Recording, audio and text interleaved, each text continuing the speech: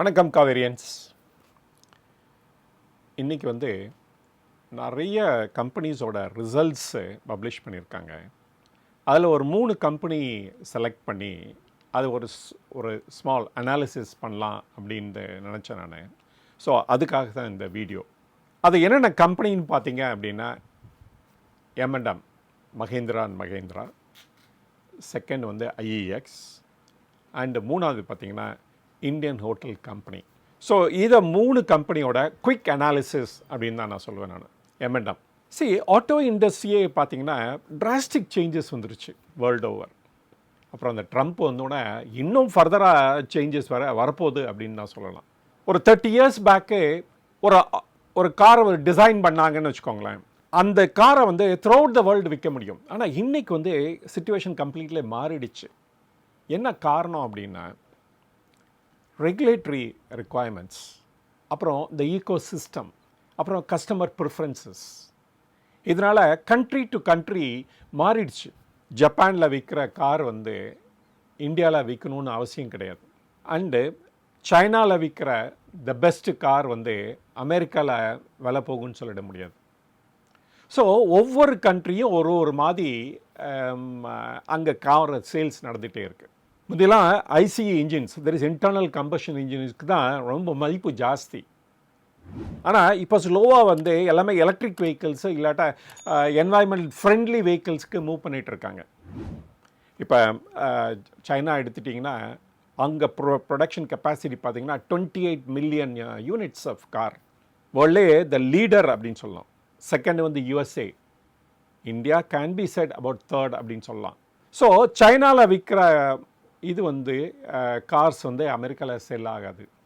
ஏன்னா still America only ICE engines தான் promote பண்ணிகிட்ருக்காங்க. ஆனால் சைனா கம்ப்ளீட்டில் மாறிடுச்சு. நாவ் ஐசிஇலேருந்து எல்லாமே அங்கே பேட்ரி பேஸ்டு ஆர் ப்ளக்இன் ஹைப்ரிட்னு சொல்கிறோம் பாருங்கள், அதுக்கு மூவின் பண்ணிகிட்ருக்காங்க. இப்போ ரீசெண்டாக டொயோட்டா கூட ஒரு எலக்ட்ரிக் வெஹிக்கிள் இன்ட்ரொடியூஸ் பண்ணியிருக்காங்க. அதோட வேல்யூ பார்த்திங்கன்னா $15,000, அன்இமேஜினபிள் ப்ரைஸ். அதோட மாடல் பார்த்திங்கன்னு வச்சுக்கோங்களேன், BZ3X அப்படின்ட்டு. இந்த ப்ரைஸ் ஃபினாமினலி ஹை. அதுவும் த பெஸ்ட் கார் மேக்கர் இந்த வேர்ல்ட்லேருந்து வந்திருக்குன்னு கூட சொல்லலாம் நம்ம. அப்போ இந்த $15,000 இந்த காரை நீங்கள் வாங்கணும்னு நினச்சா இந்தியாவிலேருந்து வாங்க முடியாது. சைனாவில் இருந்தீங்கன்னா நீங்கள் வாங்க முடியும். ஸோ அங்கே தான் ஃபஸ்ட்டு இன்ட்ரொடியூஸ் பண்ணுறாங்க. ஸோ அந்த ட்ரெண்ட் பாருங்கள். இந்த கார் ஐசிஇ இன்ஜின்லேருந்து ஈவன் ஜாப்பனீஸ் மேனுஃபேக்சர்ஸ் கூட இந்த எலக்ட்ரிக் வெஹிக்கிளுக்கு மூவின் பண்ணிகிட்ருக்காங்க. ஸோ அதெல்லாம் ஷிஃப்ட் டுவர்ட்ஸ் எலக்ட்ரிக் வெஹிக்கிள் நடந்துகிட்டே இருக்குது. இந்த தருணத்தில் தான் நம்ம இந்த M&M எவாலுவேட் பண்ணி பார்க்கணும். இந்த M&M பார்த்திங்க அப்படின்னா இவங்க 2 ஏரியாவில் இருக்காங்க. ஒன்று இந்த ஆட்டோமோட்டிவ் அப்படிங்கிற அந்த ஏரியாலையும், அப்புறம் ஃபார்ம் எக்யூப்மெண்ட் சர்வீசஸ் அந்த ஏரியாலையும் இருக்காங்க. ஆட்டோமோட்டிவில் பார்த்திங்கன்னா த பெஸ்ட்டு மஹேந்திரா கார் எது அப்படின்னு பார்த்திங்கன்னா இந்த SUVs. இப்போ லேட்டஸ்ட்டாக பார்த்தா எலக்ட்ரிக் வெஹிக்கிள்ஸ் ஆல்சோ. அவங்களுடைய BE6 அப்புறம் XUV அப்படிங்கிற அந்த மாடல் கூட நிறைய சேல் ஆகிட்டுருக்கு. இன்ஃபேக்ட் அதோட டிசைன் அதெல்லாம் பார்த்திங்கன்னா எக்ஸலண்ட்டாக இருக்குது. பார்க்குறதுக்கே ரொம்ப டிஃப்ரெண்ட்டாகவும் ஆச்சரியமாக, இது ஒரு இந்தியன் மேக்கா அப்படின்னு பார்க்குற அளவுக்கு இருக்குது. ஆனால் மஹேந்திரான்னு சொன்னோம் அப்படின்னா it is not a one company. அந்த ஆட்டோமேட்டிவ் மட்டும் கிடையாது. அதுக்குள்ளே லாஜிஸ்டிக் கம்பெனி இருக்குது, ஃபினான்ஷியல் சர்வீஸ் கம்பெனி இருக்குது, தென் ஹாஸ்பிட்டாலிட்டி கம்பெனி கூட இருக்குது. That Mahindra resorts and holidays இருக்குது பாருங்கள், அது கூட அதில் இருக்குது. அப்படியே சொல்லிட்டே போகலாம். அதில் நிறைய கம்பெனிஸ் இருக்குது அதில். ஸோ அதனால் மஹேந்திரா எவாலுவேட் பண்ணும்போது நம்ம ஆட்டோமொபைல்ஸ் மட்டும் வச்சு பண்ண முடியாது. அதோட SOTPயும் நம்ம பார்க்கணும். There is sum of the parts valuation அப்படின்னு பார்க்கணும். அப்போ தான் நமக்கு அதோட ரியல் ஒர்த் என்னன்னு தெரியும். ஜஸ்ட் லைக் ரிலையன்ஸ் எப்படி அவங்கள ரிட்டைல், தென் ஜியோ, அப்புறமேலேருந்து ஆயில் டு கேஸ், அப்புறம் ஆயில் டு கெமிக்கல்ஸ் எல்லாத்தையும் ஒரே இடத்துல வச்சுருக்க மாதிரி, ஒரே கம்பெனி கீழே வச்சுருக்க மாதிரி இவங்களும் அதே மாதிரி நிறைய குரூப் கம்பெனிஸ் அந்த ஒன் அம்ப்ரெல்லாவில் இருக்குது அப்படின்னு சொல்லலாம். ஈவன் இந்த டெக் மகேந்திரா கூட it's a part of the M and M அப்படின்னு தான் சொல்லணும். நிறைய கம்பெனிஸ் வந்து லிஸ்டடாகவும் இருக்குது இந்த குரூப்லேயே.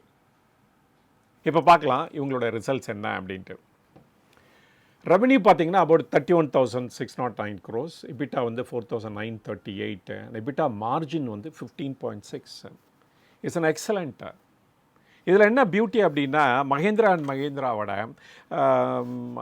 You know the cash and cash equivalent மட்டுமே அபவுட் 20,000 crores இருக்குது, which is unusual for automotive industry அப்படின்னு சொல்லணும். இவங்களோட எஸ்ஓடிபி வேல்யூவேஷன் பார்த்திங்கன்னா அது கூட ரொம்ப இன்ட்ரெஸ்டிங்காக இருக்கும். அதோட மார்க்கெட் வேல்யூ இன்றைக்கி எவ்வளோ இருக்கும் அப்படின்னு பார்த்தீங்கன்னா 2,893, and the total EBITDA size வந்து 24,811, அண்ட் மார்க்கெட் வேல்யூ வந்து 3,47,358.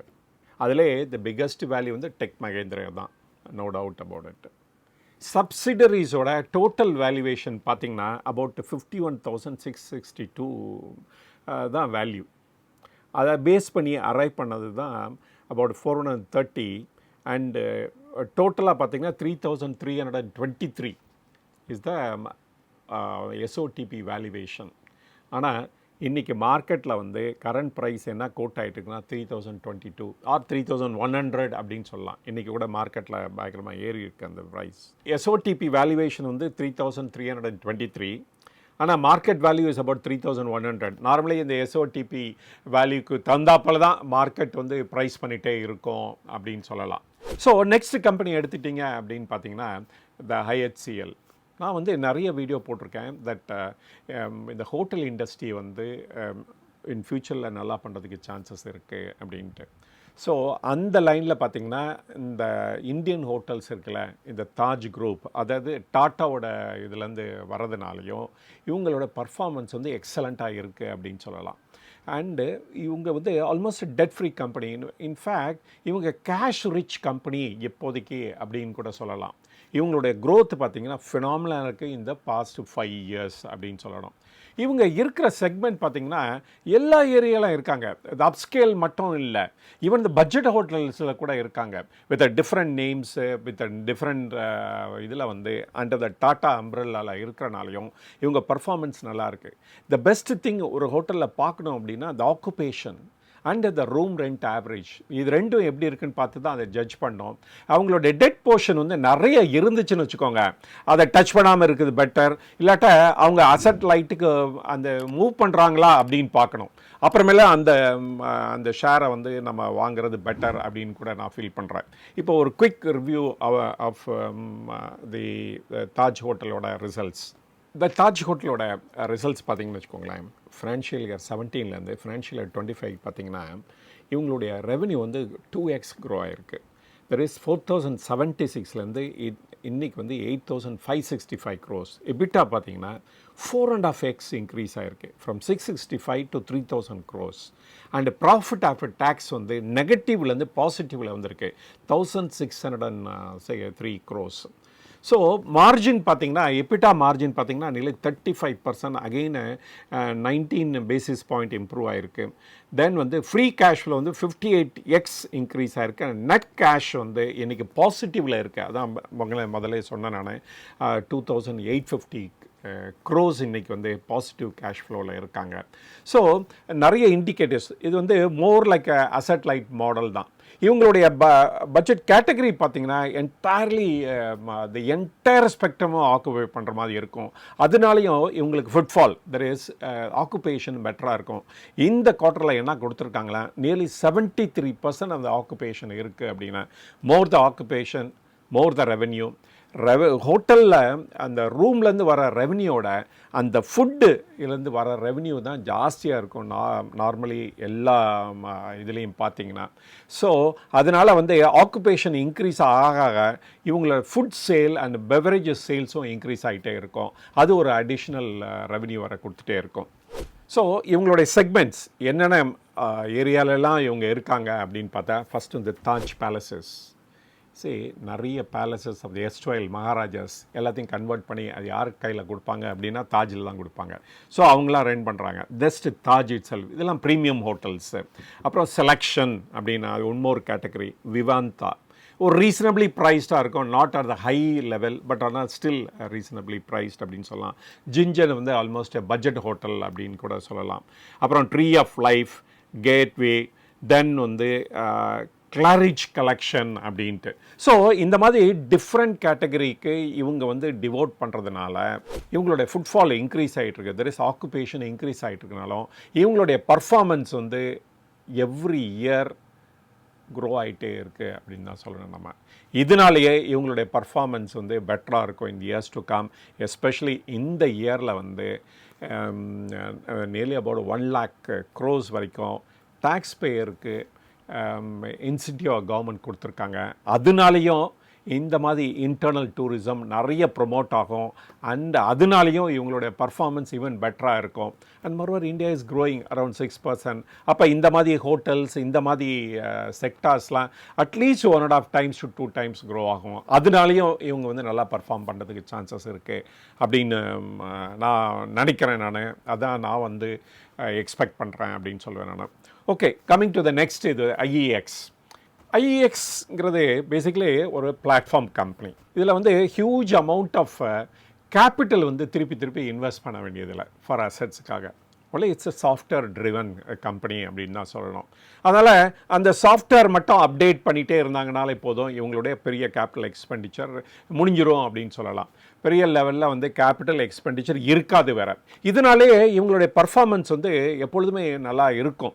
அண்டு இவங்களுடைய நெட் ப்ராஃபிட் மார்ஜின் மட்டும் பார்த்திங்கன்னா 65% அண்ட் அபவ் தான் இருக்கும். அண்டு எபிட்டா மார்ஜின் பார்த்திங்கன்னா நியர்லி 90% இருக்கும். இது மாதிரி நீங்கள் வந்து வேறு எந்த கம்பெனியும் பார்க்க முடியாது. மொரோவர் இவங்களுக்கு பிஸ்னஸ்க்கு காம்படிஷனே இல்லைன்னு வேறு சொல்லலாம். அண்டு தோ இந்த ஹிந்துஸ்தான் எக்ஸ்சேஞ்சுன்னு ஒரு கம்பெனி வந்திருக்கு, ஸ்டில் வந்து அவங்க வந்து ஒரு நிறைய லெவல் ஆஃப் பிஸ்னஸ் இவங்கிட்ட எடுத்துக்க முடியல அப்படின்னு நான் சொல்லணும். நம்ம முன்னாடி அபவுட் 90% கிட்ட பண்ணிகிட்டு இருந்தாங்க. இப்போ about 84% of the market share இவங்க கையில் தான் இருக்குது. அண்டு இவங்களுடைய ரிசல்ட்ஸ் பார்த்தோம் அப்படின்னா ஃபினான்ஷியல் இயர் 25 பார்த்தோம் அப்படின்னா 657 crores ரெவென்யூ. அதில் வந்து எபிட்டா பார்த்திங்கன்னா 58, அரௌண்ட் 90% அப்படின்னு தான் சொல்லலாம். And 429 crores is net profit after tax. இந்த மாதிரி நீங்கள் வேறு எந்த கம்பெனிலையும் பார்க்க முடியாது. ஸோ அந்த லெவலுக்கு ஃபினாமினல் பர்ஃபார்மன்ஸ் லைக் சிடிஎஸ்எல் அந்த மாதிரி கம்பெனி இதுவும் சேம் சொல்லலாம். அண்டு இந்த குவார்ட்டர்லி ரிசல்ட்ஸ் பார்த்தீங்க அப்படின்னா 174 crores ரெவென்யூ, 157 crores வந்து அவங்களோட எபிட்டா, அண்ட் 117 வந்து இவங்களுடைய நெட் ப்ராஃபிட். ஸோ இந்த மாதிரி high level of profit and margin இருக்கிற company is definitely a good company அப்படின்னு தான் சொல்லணும். பட் ஆனால் ஏன் வந்து மார்க்கெட்டில் அது ரிஃப்ளெக்ட் ஆகலை அப்படின்னு பார்த்தா, ஃபர்ஸ்ட் வந்து ரெகுலேட்ரி என்வாயன்மெண்ட்டில் இவங்க மாட்டிக்கிட்டாங்க அப்படின்னு சொல்லணும். ஏன் அப்படின்னா இந்த மாதிரி இது வந்து சிஆர்சி கீழே தான் வருது. ஸோ அப்போ வந்து அவங்க அண்டரில் ஒர்க் பண்ணும்போது அவங்க போடுற பாலிசியெலாம் இவங்களை அஃபெக்ட் பண்ணோம். அதே சமயத்தில் மினிஸ்ட்ரி ஆஃப் பவர் கொடுக்குற டைரக்ஷனும் இவங்களை அஃபெக்ட் பண்ணோம். அதை தான் இப்போ ரீசெண்டாக பார்த்தோம். நம்ம இந்த மார்க்கெட் கப்ளிங் ஒரு இஷ்யூனாலேயே இந்த ஐஏஎக்ஸ் அஃபெக்ட் ஆகிடுச்சு. தெர் இஸ் பவர் வாங்குறவங்க விற்கிறவங்க இந்த எக்ஸ்சேஞ்சுக்கு வர்றாங்க, அங்கே வந்து ப்ரைஸ் டிஸ்கவர் பண்ணுறாங்க. ஆனால் ministry of power and CRC என்ன சொன்னாங்க அப்படின்னா, இந்த எக்ஸ்சேஞ்சுக்கு அவுட் சைடில் ஒரு என்டிட்டி வில் பி அப்பாயிண்டடு. அவங்க வந்து இந்த ப்ரைஸ் டிஸ்கவர் பண்ண தான் கரெக்டாக இல்லையான்ட்டு அவங்களும் எக்ஸாமின் பண்ணுவாங்கன்னு அந்த ரூல் போட்ட உடனே இதோட பிஸ்னஸ் வந்து எஸ்பெஷலி இந்த ஷேர் மார்க்கெட்டில் அதோட ஷேர் ப்ரைஸ் வந்து ஹெவியாக அஃபெக்ட் ஆகிடுது அப்படின்னு சொல்லலாம். அதனால் இந்த ரெகுலேட்டரி ஓவர்கில்னு சொல்லுவோம் பாருங்கள், அது வந்து இந்த கம்பெனியை வந்து வெகுவாக பாதிச்சுது அப்படின்னு தான் சொல்லணும். ஆனால் இவங்களுடைய பர்ஃபார்மன்ஸ் பார்த்திங்கன்னா ஃபினாமினலாக தான் இருக்குது. இவங்களுடைய ஏரியா பார்த்திங்க அப்படின்னா ட்ரமெண்டஸாக க்ரோ ஆகிறதுக்கும் கிரேட்டர் சான்சஸ் இருக்குது. முன்னாடிலாம் வந்து டே அஹெட் மார்க்கெட்டில் தான் இவங்க ஒரு பிக் பிளேயராக இருந்தாங்க. இன்றைக்கி பார்த்தீங்கன்னா ஈவன் த ரியல் டைம் மார்க்கெட்லேயும் இவங்க வந்து ஒரு பெரிய பிளேயராக இருக்காங்க. அந்த பிஸ்னஸ் ஆக்சுவலாக க்ரோ ஆகிட்டே இருக்குது. அது வந்து சூனர் ஆர் லேட்டர் அந்த டே அஹெட் மார்க்கெட்டே பீட் பண்ணிடும் அப்படின்னு கூட எடுத்துருக்கலாம். இதை தவிர வந்து அதர் பிஸ்னஸ்லாம் இவங்க பண்ணுறாங்க. Like for example term ahead market. முன்னாடிலாம் மேக்ஸிமம் பார்த்திங்கன்னா 1 மந்த்துக்கு தான் இவங்க வந்து ஒரு ஃபிக்ஸ்ட் ரேட்டில் வந்து எக்ஸ்சேஞ்ச் பண்ண பவர் எக்ஸ்சேஞ்ச் பண்ணுறதுக்கு அலோவ் பண்ணுவாங்க. ஈவன் நவ் வந்து 11 மந்த்ஸ் வரைக்கும் பைலாட்ரல் டிரான்சாக்ஷன் வந்து இந்த எக்ஸ்சேஞ்ச் மூலமாக கன்க்ளூட் பண்ண முடியும். ஸோ அதனால் அந்த பிஸ்னஸும் க்ரோ ஆகிட்டுருக்கு. அப்புறம் ஒன்னொரு ஏரியா பார்த்தீங்க அப்படின்னா இவங்க வந்து இந்த ரெனியூவபிள் எனர்ஜி சர்டிஃபிகேட்டே இவங்க ட்ரேட் பண்ணுறாங்க. லைக் சோலார் அண்ட் நான் சோலார் ஆஸ்பெக்ட்ஸில் இங்கே ட்ரேட் பண்ணுறாங்க. ஸோ அதுவும் வந்து ஒன்ஸ் இன் அ மந்த் நடக்குது. இதுவும் ஒரு ரெவன்யூ கொடுத்துட்ருக்கு. In addition to that gas எக்ஸ்சேஞ்சும் இதில் இருக்குது. இவங்க பார்ட் ஆஃப் தர் பிஸ்னஸ். அதனால் கேஸ் வந்து இங்கே ட்ரேட் ஆகுது. வாங்குறவங்க விற்கிறவங்க இங்கே வந்து they can find buyer or seller அப்படின்னு சொல்லலாம். அண்ட் இதை தவிர இன்னொரு ஏரியாவில் இவங்க ஃபோக்கஸ் பண்ணிகிட்ருக்காங்க. எந்த ஏரியான்னு பார்த்தீங்கன்னா கோல் எக்ஸ்சேஞ்ச். ஸோ அது வந்துச்சுன்னா இவங்களோட ரெவென்யூ ஸ்ட்ரீம் ஃபர்தராக இன்க்ரீஸ் ஆகிறதுக்கும் கிரேட் சான்சஸ் இருக்குது. பட் பேசிக்கலி பவருங்கிறது பார்த்தீங்க அப்படின்னா யூரோப்லலாம் மோஸ்ட் ஆஃப் த பவர்ஸ் வந்து ட்ரேடட் த்ரூ எக்ஸ்சேஞ்ச் தான். பட் இந்தியாவில் அந்த மாதிரி இல்லை. அண்ட் இந்தியாவில் வந்து ஒரு 7 to 8% வரைக்கும் தான் இந்த பவர் எக்ஸ்சேஞ்ச் ஆகிட்டுருக்கு த்ரூ எக்ஸ்சேஞ்ச். அதனால் பெரிய ஸ்கோப் இருக்குது ஃபார் எக்ஸ்பேன்ஷன். பட் இப்போ மெயினாக வந்து இதில் வாங்குறது யாருன்னு பார்த்தீங்க அப்படின்னா only the discoms, the distribution companies தான் இங்கே வந்து வாங்குறதோ விற்கிறதோ பண்ணிகிட்ருக்காங்க. பட் ப்ரைவேட் பிளேயர்ஸும் அவங்களும் பண்ணிகிட்ருக்காங்க. பட் அந்த வால்யூம் ஆஃப் த பிஸ்னஸ் வந்து டிஸ்காம்ஸ் தான் ஜாஸ்தி பண்ணிகிட்ருக்காங்க அப்படின்னு சொல்லணும். So except for the regulation இந்த கம்பெனி அதை மட்டும் ஸ்டாண்டலோனாக பார்த்தோம் அப்படின்னா இட்ஸ் a கிரேட் கம்பெனி அப்படின்னு தான் சொல்லணும். பட் வந்து ஒன்மோர் நெகட்டிவ் இதில் என்ன இருக்குது அப்படின்னா த ஹியூஜ் ஈக்விட்டி இருக்க கம்பெனி. பட் அந்த ரிசர்வ்ஸ் வந்து நியர்லி அபவுட் 1000 crores கிட்ட வச்சுருக்காங்க அப்படின்னு தான் சொல்லணும். ஸோ இந்த கம்பெனி வந்து இதோட வால்யூம் யூனோ எவ்ரி குவார்ட்டரில் தான் இன்க்ரீஸ் ஆகிட்டே தான் இருக்குது. அதனால் க்ரோத் வந்து ட்ரெமெண்டஸாக இருந்துகிட்டே இருக்கும். எப்போ வந்து இந்த ரெகுலேட்டரி ஓவர்க்குலேருந்து இவங்க வெளியே வர்றாங்களோ அந்த டைமில் வந்து இந்த company will be priced much ஹையர்னு சொல்லுவேன் இன்றைக்கி இருக்கிற லெவலோட. ஸோ இந்த ரிஸ்க் ஃபேக்டர் மட்டும் நீங்கள் டாலரேட் பண்ணுறதா ரெடியாக இருந்தால் இந்த கம்பெனி வந்து ஒரு குட் கம்பெனி அப்படின்னு தான் சொல்லணும் ஃபார் பர்ச்சேஸ். ஸோ இதோட இந்த வீடியோட முடிவுக்கு வந்துட்டேன்.